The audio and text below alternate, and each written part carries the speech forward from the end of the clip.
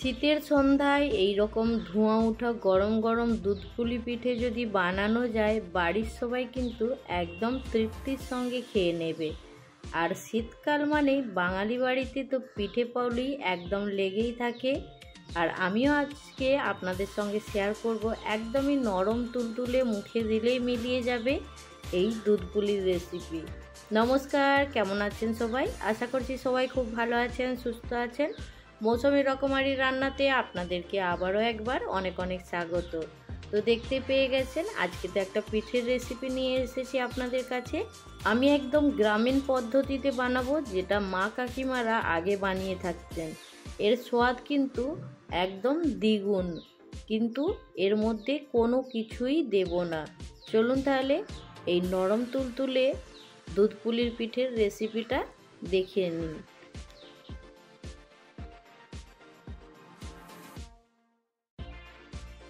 পিঠে বানানোর আগে দেখুন, আমি এইখানে একটা নারকেল কুড়িয়ে নিয়েছি। এবার নারকেলটা ছাঁচ মেরে নেব একটু। তো তার জন্য আমি এইখানে একটা পাটালি গুড় নিয়েছি। আর জানেন, এই পাটালি গুড়টা 1 বছর আগে থেকে কিনা ছিল, আর সেটাই ফ্রিজের মধ্যে রাখা ছিল। সেটা দিয়েই আজকে আমি পিঠেটা বানাবো। আর এইখানে দেখুন, কড়ার মধ্যে গুড়টা একটু গালিয়ে নেব আগে।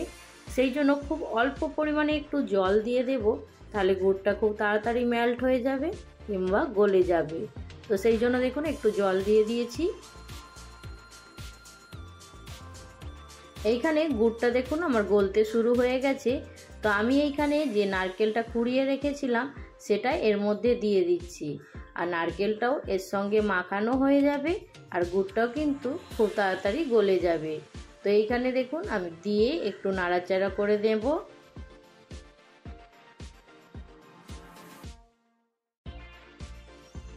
এখানে নারকেল আর গুড়টা হতে থাক। তো আমি একটা গ্যাসের চুলাতে, অন্য চুলাতে এখানে জল গরম করার জন্য রেখে দিয়েছি। তো এটা ফুটতে থাকুক এখন খুব ভালো করে। তো এইখানে দেখুন আমার গুড়টাও কিন্তু সুন্দরভাবে গলে গেছে, আর নারকেলের সঙ্গে একদম সুন্দর মেশানো হয়ে গেছে। তো এর মধ্যে কোনো রকম পাক করার দরকার নেই, শুধু ভালো করে মিশিয়ে নিলেই হয়ে যাবে। তো আমার এইখানে কিন্তু এটা হয়ে গেছে। এবার গ্যাসের ফ্লেমটা আমি বন্ধ করে রেখে দেব। এবার দেখে নেব জলটা কতটা ফুটেছে। পিঠে বানানোর জন্য দেখুন এইখানে আমি চালের গুঁড়ি নিয়ে নিয়েছি। চালের গুঁড়ির পরিমাণটা আমি বলছি না, আমি এইখানে চালের গুঁড়িতে দেখুন স্বাদ মতো নুন দিয়ে দিলাম। নুন দেওয়ার পরে খুব ভালো করে দেখুন মাখিয়ে নিচ্ছি আগে নুনটা গুঁড়ির সঙ্গে।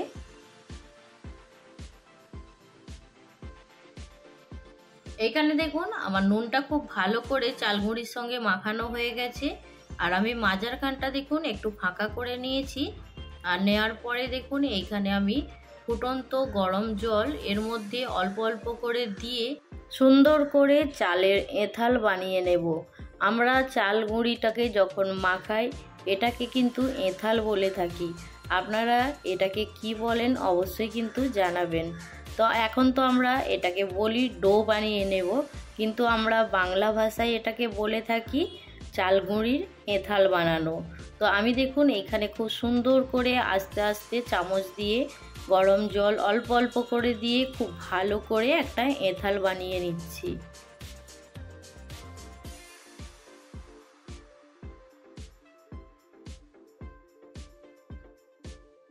আমার এইখানে কিন্তু এঁথালটা কিন্তু আস্তে আস্তে দেখুন সুন্দর করে বানানো হয়ে গেছে। আর যখন এটা বানানো হয়ে যাবে তখন হাতে করে খুব ভালো করে দোলা দিয়ে দিয়ে মেখে নিতে হবে। তা আমি একটু নরম করে মাখাবো, খুব বেশি শক্ত হলে কিন্তু পিঠে বানাতে অনেক টাইম লাগবে। সেই জন্য একটু নরম করে বানিয়ে নেব। যেইভাবে আমরা আটার ডো মেখে থাকি রুটি বানানোর জন্য, সেইভাবেই কিন্তু আমি এটা মেখে নেব। তো আমি দেখুন সুন্দর করে মেখে নিচ্ছি। এই পিঠের এঁথালটা যতটা সুন্দর করে মাখবেন ততটাই কিন্তু সুন্দর পিঠেগুলো তৈরি হবে। সেই জন্য পিঠেটা যখন বানাবেন তখন এঁথালটা কিন্তু খুব সুন্দর করে বানিয়ে নিতে হবে। তো আমি এটা কিন্তু একটু সময় নিয়ে খুব ভালো করে মেখে মেখে দোলে দোলে একদম মসৃণ করে নিয়েছি। তো আমার এখানে এটা কিন্তু একদম রেডি হয়ে গেছে। এবার আপনাদেরকে একটা কথা বলি, এখানে যখন পিঠে বানাতে যাবেন তো একবার একটু চেক করে দেখে নেবেন পিঠেটা বানানোর জন্য একদম পারফেক্ট হয়েছে কিনা। তো আমি সেই জন্য একটু অল্প করে মন্ড মাখানো নিয়ে নিয়েছি। তো নেয়ার পরে দেখুন একটা পিঠের খুলি বানিয়ে নেব আগে। যদি খুলিটা দেখি কোনো দিকে ফেটে না যাচ্ছে তাহলে কিন্তু এটা একদম পারফেক্ট বানানো হয়েছে। সেই জন্য আপনাদেরকে আমি একটা দেখিয়ে দিচ্ছি।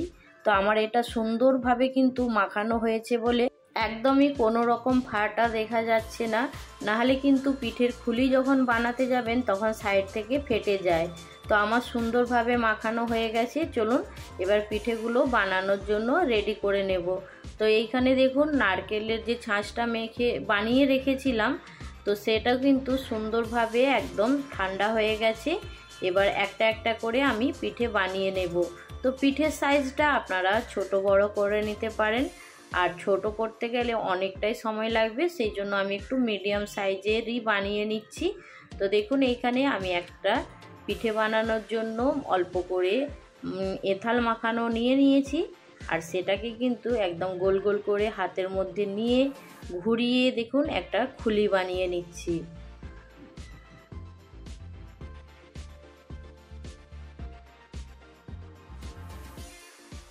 দেখুন সুন্দর করে আমি পিঠের খুলিটা বানিয়ে নিয়েছি। এবার এর মধ্যে যে নারকেলের ছাঁচটা বানিয়ে রেখেছিলাম অল্প করে নারকেলের ছাঁচ দিয়ে দেব। খুব বেশি একদম নারকেলের ছাঁচ দিলেও কিন্তু পিঠে ফেটে যাবে, সেই জন্য দেখুন আমি অল্প পরিমাণে দিয়েছি। দেওয়ার পরে মুখটা খুব ভালো করে সিল করে নেব।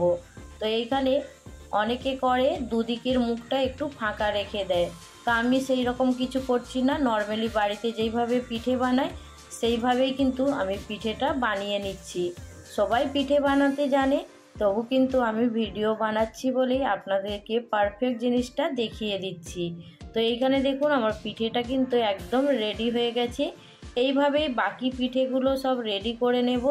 রেডি করে নিয়ে আপনাদের কাছে ফিরে আসব। এতগুলো পিঠে বানাতে কিন্তু অনেকটাই সময় লাগবে, ভিডিও কিন্তু অনেক বড় হয়ে যাবে। সেই জন্য আমি আর একটা পিঠে দেখাতে দেখাতে সব পিঠেগুলোই আগে রেডি করে নিয়ে আপনাদের কাছে ফিরে আসছি। এবার বন্ধুদেরকে একটা ছোট্ট রিকোয়েস্ট করছি, আপনারা যদি ভিডিওর এতটা দূরে চলে এসেছেন তাহলে ভিডিওতে অবশ্যই একটা লাইক দিয়ে ভিডিওটা সম্পূর্ণ করে দেখে নেবেন। আর যদি আপনাদেরকে আমার এই রেসিপিটা ভালো লাগে তাহলে কিন্তু আমার চ্যানেলটা সাবস্ক্রাইব করে আমার পাশে থাকার অনুরোধ রইল।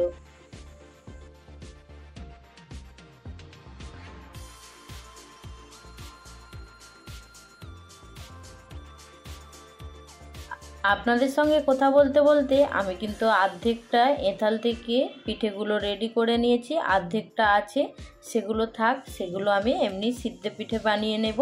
এখন দুধ পুলিটা বানাচ্ছি, আপনাদের সঙ্গে শেয়ার করছি। তো এইখানে দেখুন পিঠেটা বানানোর পরে আমি একটা ছাঁকনি নিয়েছি, যেটাতে পিঠে একটু ভাপিয়ে নেব। আর জানেন তো এইভাবে পিঠেটা হালকা একটু ভাপিয়ে নিলে একটা পিঠাও কিন্তু ভাঙবে না দুধে দেওয়ার পরে। আর নাহলে কিন্তু দুধে দিলে অনেক পিঠে ভেঙে যায়। ডাইরেক্ট যদি এই কাঁচা পিঠে দুধে দেওয়া হয় তাহলে কিন্তু অনেক পিঠে ভেঙে যায়।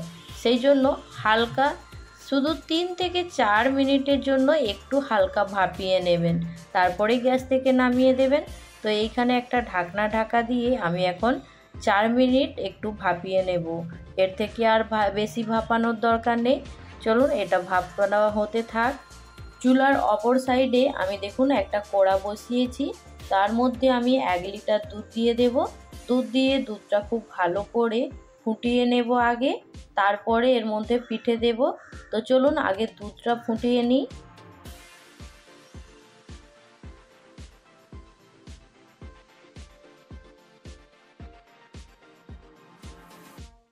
দুধটা যখন ফুটাতে থাকবেন অবশ্যই কিন্তু মাঝে মাঝে এইভাবে হাতা দিয়ে একটু নাড়াচাড়া করে নিতে হবে, নাহলে কিন্তু নিচেতে একদম জমে যাবে আর তারপরে কালো হয়ে যাবে।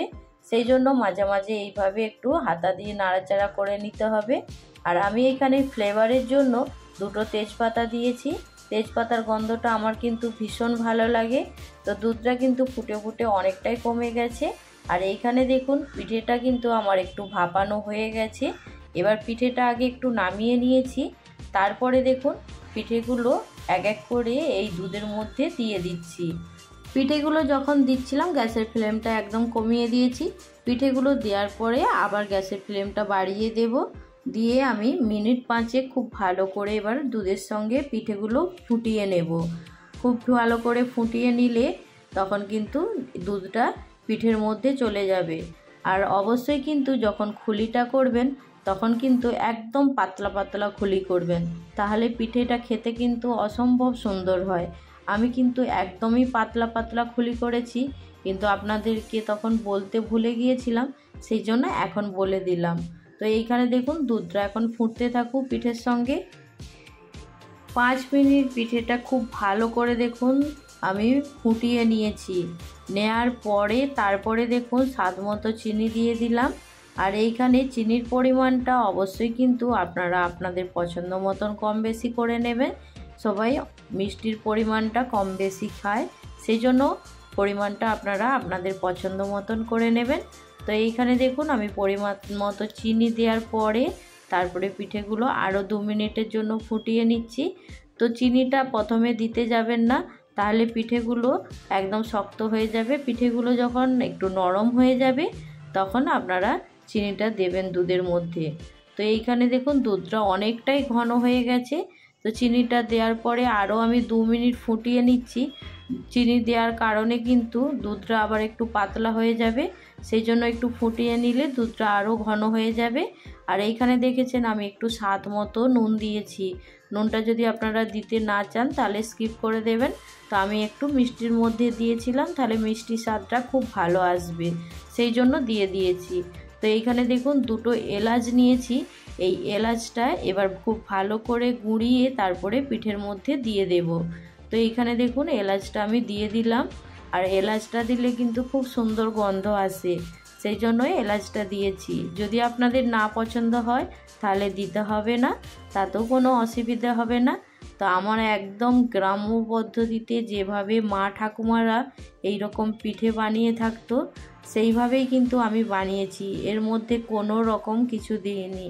আর এইখানে যদি দুধটা একটু গাঢ় করতে চান তাহলে একটা স্টেপ দেব আপনাদেরকে। এইখানে আপনারা অল্প 2 চামচের মতো চালের গুঁড়ি নিয়ে আর অল্প করে জলের মধ্যে গুলে এই দুধের মধ্যে দিয়ে দেবেন। দুধের মধ্যে দিলে তাহলে কিন্তু দুধটা একদমই ঘন হয়ে যাবে, একদম ক্রিমি ক্রিমি একটা ভাব চলে আসবে, তখন খেতে কিন্তু দুর্দান্ত লাগে। আর আমি এখানে কেন দিচ্ছি না, আমার বাড়িতে সবাই কিন্তু একটু পাতলা দুধ খেতে পছন্দ করে, সেই জন্য একটু পাতলা রেখেছি। আর এটা যখন ঠান্ডা হয়ে যাবে তখন কিন্তু ঘন হয়ে যাবে। তো আপনারা এইভাবে অবশ্যই একবার বানিয়ে দেখুন, আপনাদের কেমন লাগলো জানাতে ভুলবেন না। তো আজকের রেসিপি আপনাদের কেমন লেগেছে জানিয়ে দেবেন। আপনাদের একটা সুন্দর কমেন্ট পেলে আমার কিন্তু ভিডিও বানানোর উৎসাহ অনেকটাই বেড়ে যাবে। আপনারা যদি পাশে থাকেন হয়তো আমি একদিন এগিয়ে যেতে পারবো। তো চলুন আজকের রেসিপি এইখানেই শেষ করছি। পরবর্তী রেসিপি নিয়ে খুব তাড়াতাড়ি আরও একটা নতুন ভিডিওর সঙ্গে দেখা হবে। সবাই ভালো থাকবেন, সুস্থ থাকবেন, বাই।